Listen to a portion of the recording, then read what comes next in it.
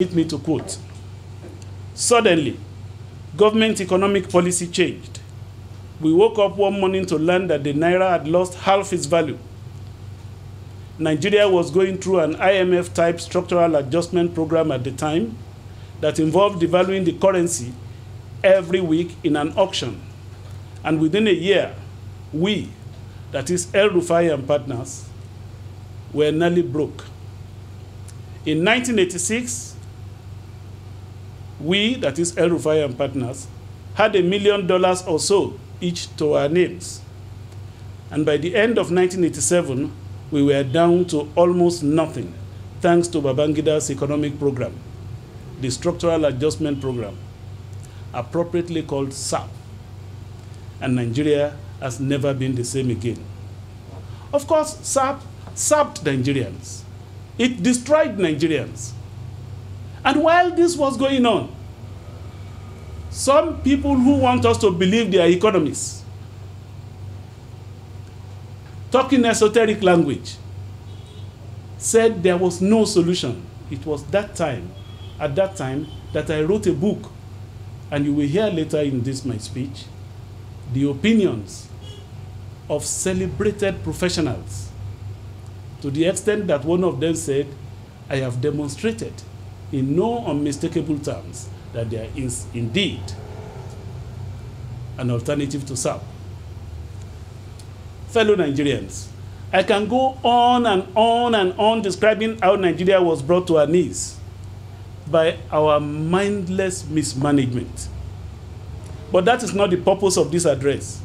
The purpose of this address is to tell you that there are solutions, that those solutions are not coming from abroad.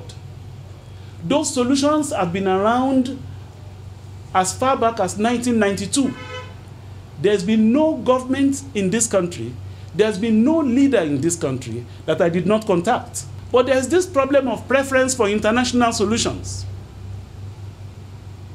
And I know that the only way for Nigeria to get out of our problems is to embrace homegrown solutions. This is the time, this is the hour. That is why I have chosen this time, a time at which all Nigerians are looking forward to hope in the future, to let you know that yes, a new government can be there, it can be the incumbent, it can be anybody, but as Nigerians, we have no other country we can call our own. So, let everybody know that there are things to table before any government that comes into power in Nigeria, and that is the hallmark of my message. The nation's weaponry against contemporary corruption must include a solution to the naira. Look, in 1983, I had so much.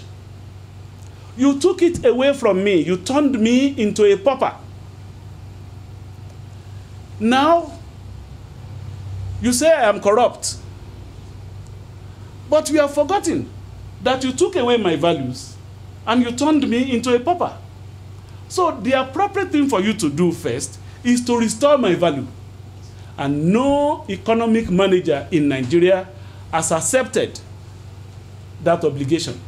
Until we accept that obligation, until we work towards it, our efforts against corruption will be a waste of time. Happily, the techniques for naira recovery, whether crude oil price falls or not, the techniques are available as I am talking to you. All that is necessary is the will on the part of our federal government, however constituted after the impending elections. Now I come to the solutions, because you must be wondering, what will make this man come out before Nigerians to tout solutions? I've given you my background. I've told you there has been no national leader that I did not contact. As a matter of fact, during the administration of Chief Olusegun Obasanjo, GCFR, I was in Aso Rock at the instance of a woman politician, Chief Mrs. Dupe Ojeniyi.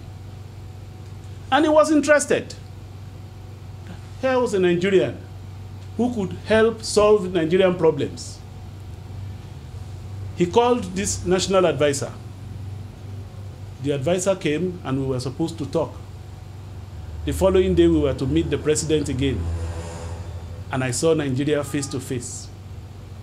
The advisor, who told me in the room that he was confused, he didn't know what to do about the economy again, stepped forward and told the president that I was in agreement with all the steps he was taking about the economy. And when I raised my finger to talk, the woman pinched me, gesticulating that I should not talk. Well, a few things happened afterwards, and I later wrote a letter to the president, and that letter was submerged. I got to know that that letter was submerged because years after, when I met the president in Abeokuta, through the kindness of Chief Rafiu Jafujo and Alhaji Haruna, he told me that there was no way he would have got that letter from a Nigerian offering to solve Nigeria's problems gratis, that is without payment. Because what I did was to offer those solutions that I would not be paid until the solutions started working. He said there was no way he would not have contacted me. But he did not see the letter. I believed so.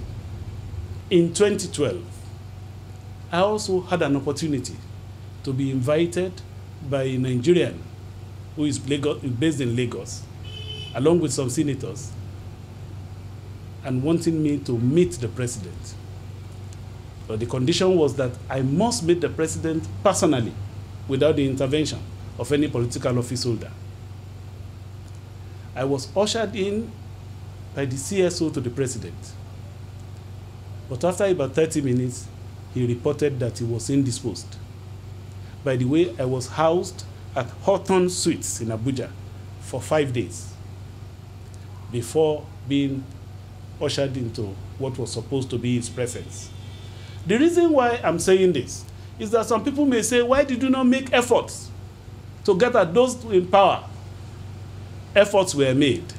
But the truth, the all-important truth, is that when people outside who are not Nigerians give solutions, we are quick to accept those solutions, even if they have all, till date, failed. But when Nigerians arise, according to our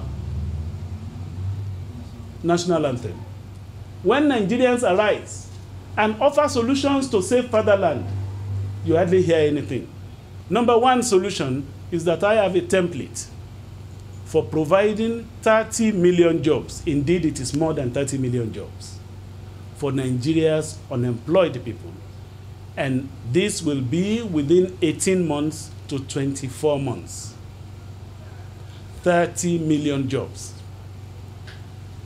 The effect of that is to make Nigeria safer for all of us.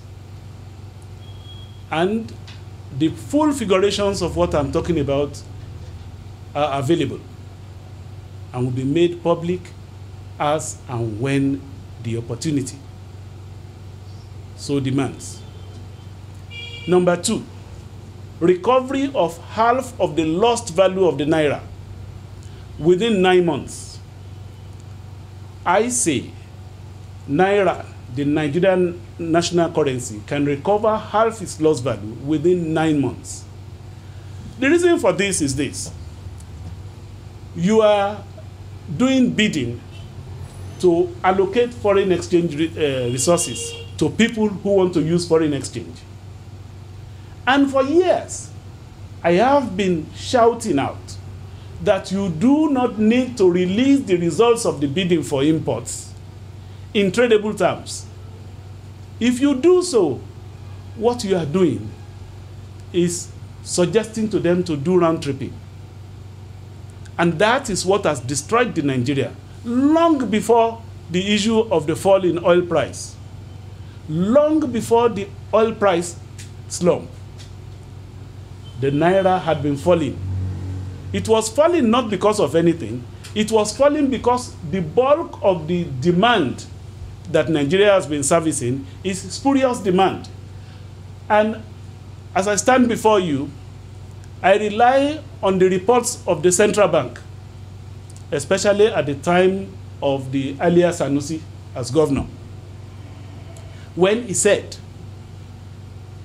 they have tried their best, but they are satisfied that majority of the money accessed through the bidding system had been in aid of capital flight and is not represented by any import to Nigeria.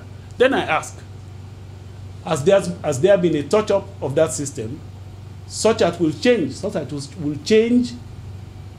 that type of bidding? No. On the contrary, it is still the same till today.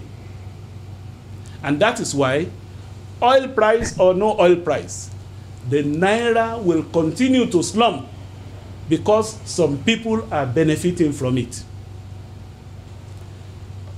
Number 3, once you are able to solve the problem of the Naira value, you will be able to overcome the forex push inflation. We define inflation by origin. For a nation that relies on imports for a lot of things, and of course that needs a lot of foreign exchange, the forex push component of our inflation is very high. So if you are able to secure a recovery of the Naira, you will eliminate by and by the forex push component of the inflation. If you do that, you get the Naira right, you get inflation under control. The opportunity cost mechanism on which bank interest rates depend